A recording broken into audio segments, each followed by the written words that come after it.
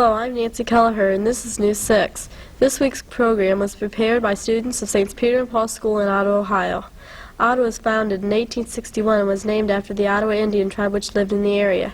Presently, Ottawa is the site of several thriving industries, including Sylvania, weather seal, Limpack, and a sugar beet plant. The town is always growing and changing. The most recent changes include the planting of the time capsule outside the courthouse, and the addition to the library, and the grand renewal of Main Street of town. The changes also mean the end of an age with the tearing down of the Hollywood Theater to make room for the brand new Home and Savings Building. Two members of our class had a chance to talk with Greek immigrant Theodore Chiefis, who had owned the Hollywood Theater for over 37 years. Mr. Chiefis, a very religious man, explained why he had stopped showing movies. I had to stop in 1969 because the pictures were getting to be very immoral for women and children especially, and I was ashamed of the Lord to do that, to continue with pictures. See, my conscience bothered me so much.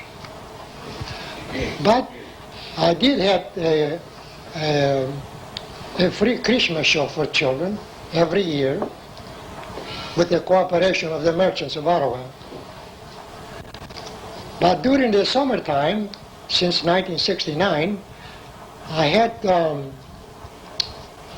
I was showing Spanish talking pictures for the migrants that we have here every summer. Mr. Chiefis is also known for his donation of a park to the city of Ottawa. The park, known as Our Lord's Park, has a large concrete cross. Beth Hovis and Dave Fortman asked him why he gave the city the park. I owe so much to our Lord Jesus, so much you have no idea. You might say, well, don't all of us owe? Yes, but I still owe more than that. He also said that the park was to thank the people of Ottawa. We want to thank Mr. Chiefis as well as Beth and Dave for their interview.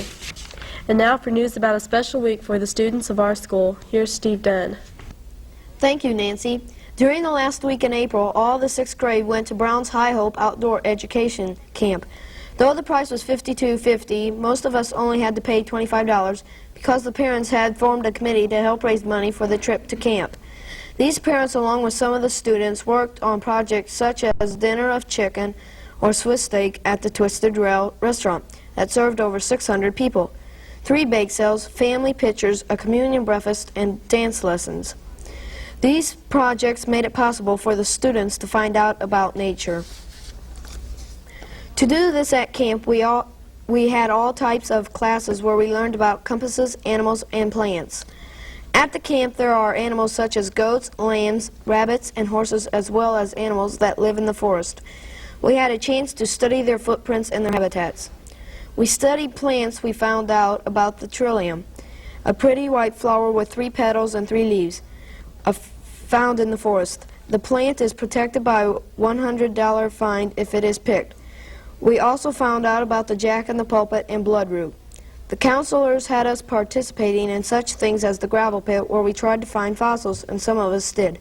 We also went on a field trip where we went to a dairy farm, a fish hatchery, and a sawmill. But the camp was more than just classes. We had campfires and hayrides and things like teacher hunts. On the second night that we were there, the teachers hid and we went out to find them. Some were in a boat, and some snuck back to camp. We also learned the legend of the Marshman. It seemed that a man who has a scarred face lives in the woods close to the camp, and when it hears kids, he goes after them, though it is rumored that he is just a figment of the camp staff's imagination. By the end of the week, Marshman or not, we had a last campfire where we toasted marshmallows and joined hands to sing songs. But there are also lots of things going on at school. Here's Pat Limpack to tell you about them. Thank you, Steve. This year, St. Peter and Paul School held a carnival in the auditorium. Admission was free, but to do anything at the carnival, you had to buy 5-cent tickets. We had games for everyone, young and old. The games included shoot the owl, a fish pond, ring toss, down the hill, and spill the milk. The city of Ottawa and many members of our class have hobbies. Everything from Lee Havenberg, a local man who makes doll furniture, to a member of the 8th grade at our school who collects animal skulls.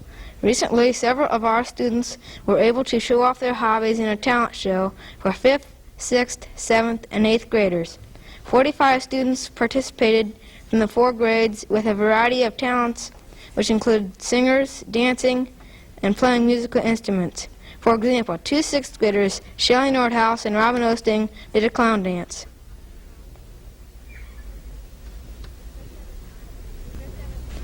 Chris Evesmeyer is a 6th grade gymnast who's been working at it since she was 6. She has competed in meets in Decatur, Indiana, and Lima and Toledo, Ohio. Her best event is a balance beam, which she once received an 8.75. Sharon Newman, another 6th grader, has won many awards for her baton work. She has over 80 trophies and 13 medals which she has won. She started with a baton when she was 5. She plans to enter many more contests. Now with more news from the school, here's Jill Schumaker. Thank you, Pat. Last month, the 6th grade planted some trees behind the convent. These included green ash, sugar maple, sycamore, and sweet gum. But the most interesting part of the story was how the water got to these trees. Everyone stands in a line from the faucet outside the convent down to the trees. Then we pass buckets of water from person to person till they reach the trees. Runners then bring the buckets back to the faucet. This procedure was also done to the tree that was planted 47 years ago, during 1930, the bicentennial of George Washington's birthday, held 2 years later, inspired by a ceremony which said that the tree would be dedicated to the ideal of the first president. Since then, the tree has been known as the George Washington tree. Last winter, the local high school had a dynamite basketball team. Under the coaching of Ron Niekamp, the Ottawa Glandorf Titans went to the state final. With the team consisted of Brian Dickey, Al Avental, Greg Smittebush, and Big Joe Moss, as well as the NWBL Player of the Year, Ken Pottis. It was no wonder they went all the way to the state finals. We asked the coach what was the future for the team. Well, we lose some really good basketball players from our team this year, but we have some outstanding basketball players coming back, Joe Moss included, and Dan Beckett, Rick Pottis, and Al Hermiller, and not to mention some other players with some JV players. So we feel like that the future here out of Glandorf in basketball is very good. We want to thank Mr. Niekamp for the information. Now back to Nancy for the editorial. Thank you, Jill.